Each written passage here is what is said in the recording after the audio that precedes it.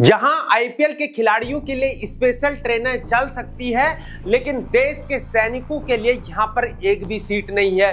क्या यही है यहां पर न्यू इंडिया? जो देश के लिए यहां पर जान देने को तैयार है, उसे ट्रेन के टॉयलेट के पास सोकर जाना पड़ता है। और शर्म करो, ये सैनिक है, भिखारी नहीं है। जब रैलियों के लिए यहाँ पर वीआईपी बसें बुक की जा सकती हैं, तब यहाँ पर युद्ध पर जा रहे जवान ट्रेन की जमीन पर क्यों पड़े हैं? क्या यही है 140 करोड़ देशवासियों का गर्व? एक तरफ नेता यहाँ पर हेलीकॉप्टर से प्रचार और प्रसार कर रहे होते हैं, दूसरी तरफ ये देश का सैनिक बाथरूम के बगल पर बैठकर युद्ध के लिए जा रहा होता है। किसे कहते हैं असली वीआईपी?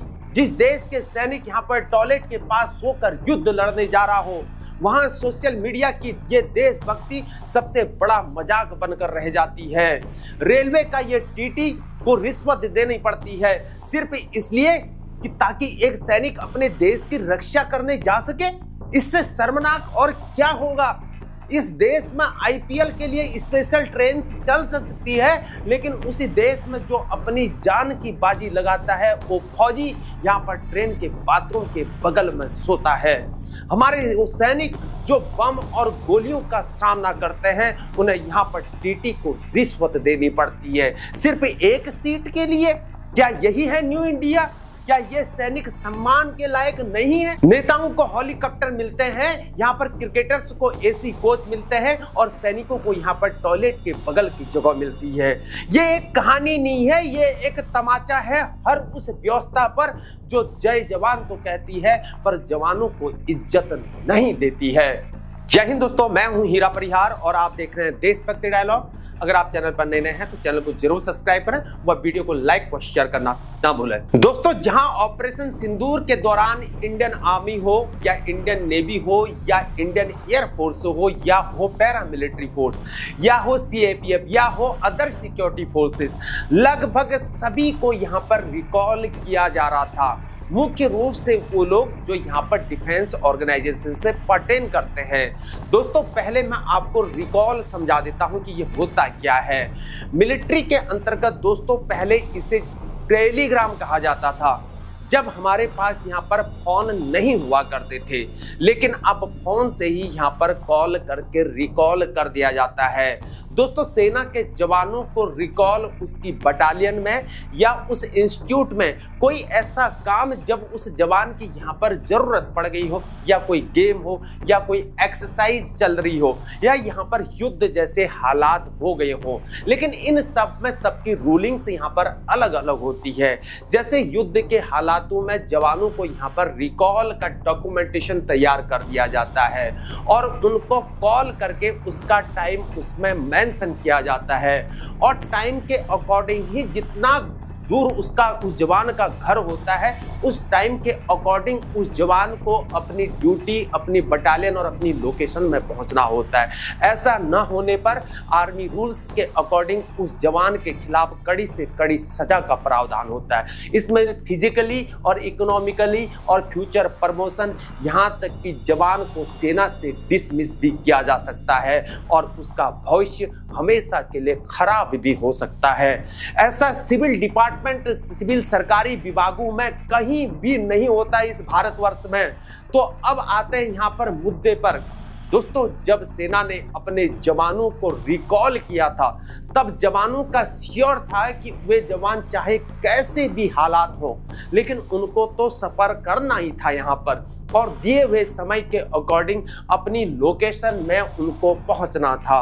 और जवान तब ट्रेन में आकस्मिक रिजर्वेशन न होने के कारण ट्रेन के बाथरूम या टॉयलेट के किनारे ही बैठकर अपना सफर करते हैं या ट्रेन के टॉयलेट के बगल में ही सो जाते हैं। कष्ट की जिंदगी अगर हो तो हमारे जवानों की जैसी हो। असल में यही साधु हैं और यही संत हैं जो विपत्ति के समय अपनी जान की आहुति देने से नहीं हिचकते हैं।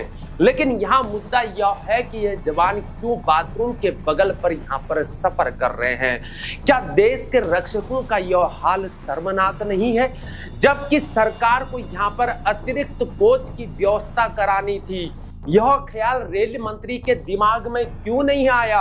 जब यहाँ पर आईपीएल खिलाड़ी के लिए स्पेशल ट्रेन की व्यवस्था हो सकती है तो देश को बचाने वालों के लिए क्यों नहीं हो सकती है?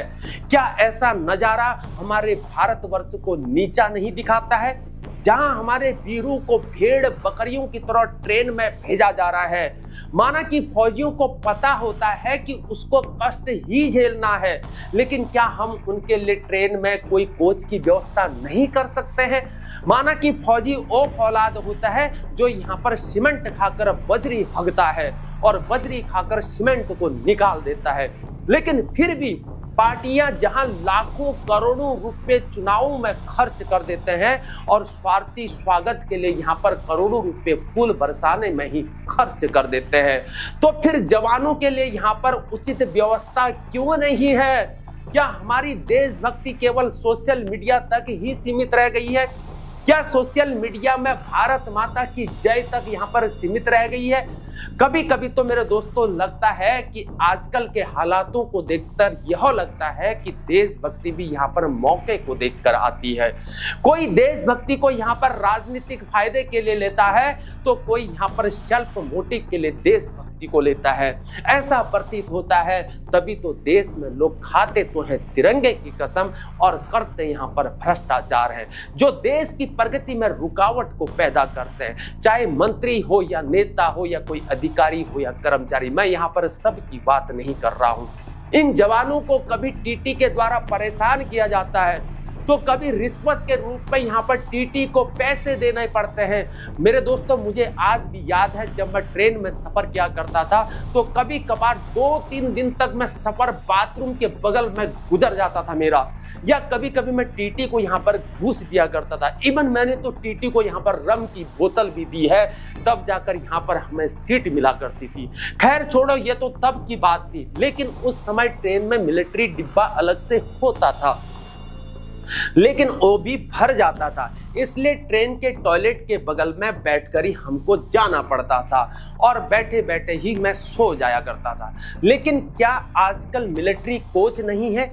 अगर नहीं है तो सरकार क्यों व्यवस्था यहाँ पर नहीं कर रही है, और ऐसे हालातों में क्यों व्यवस्था यहाँ पर नहीं हो रही है?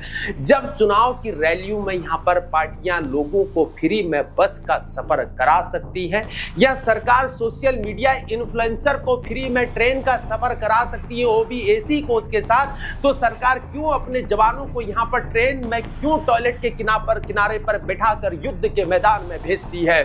भारतीय सैनिकों का इस तरह से अपमान होना देश के अपमान होने के बराबर है। इमरजेंसी ड्यूटी के कारण सैनिक अपना आरक्षण नहीं करा सकते हैं, परंतु रेलवे को यहाँ पर तुरंत उनके लिए सीट मुहैया करा के देनी चाहिए थी। घटना की यहाँ पर त्वरित जांच करके यहाँ पर संबंधित कार्रवाई की जानी चाहिए। जिस प्रकार से सोशल मीडिया में वीडियो वायरल हो रही है, इसमें आखिर गलती किसकी है, रेलवे की या सरकार की, जो अपने सैनिकों को यहाँ पर अतिरिक्त कोच की व्यवस्था तक नहीं करा सकती है?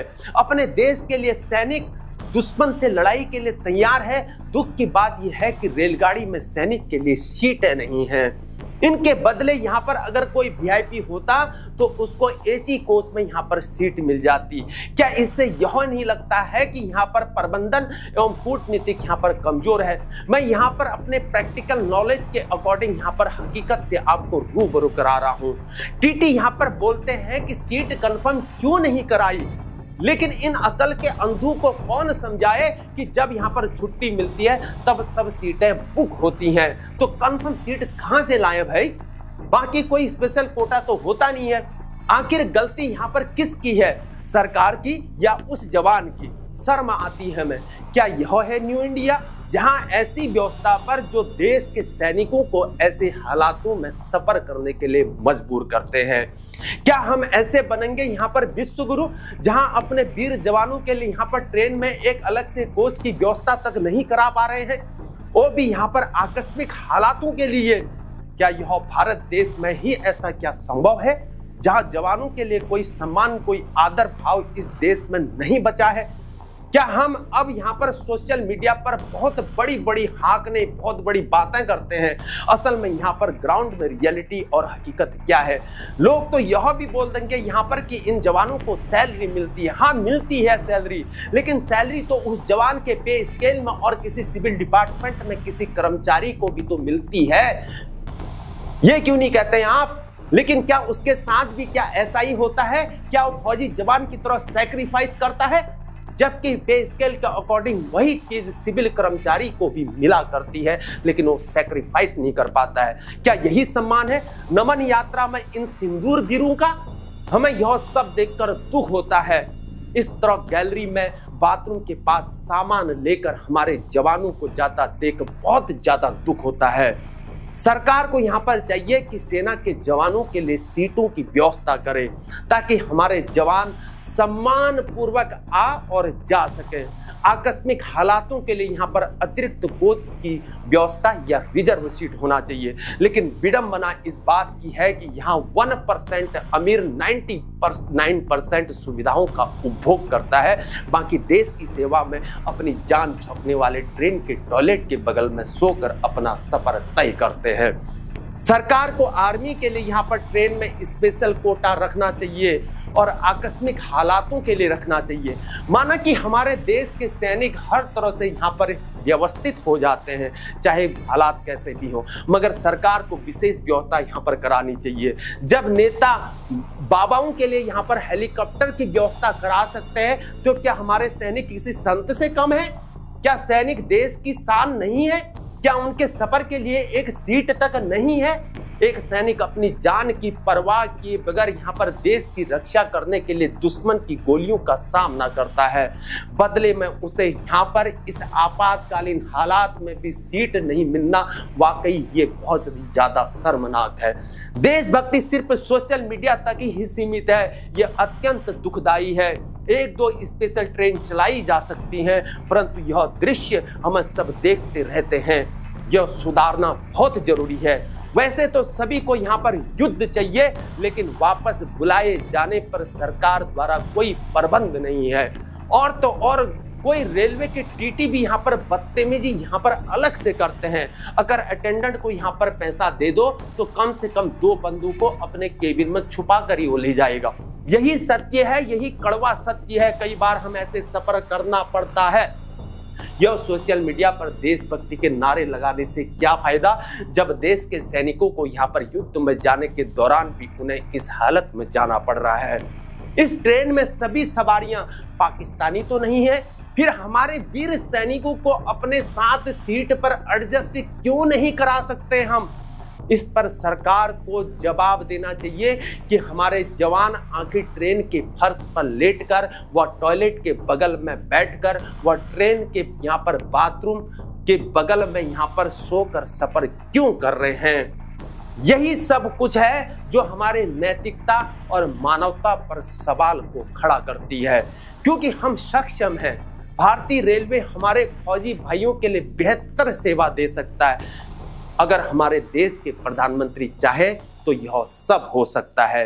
आज के लिए इतना ही, फिर मुलाकात होगी। जय हिंद, जय भारत, वंदे मातरम, भारत माता की जय।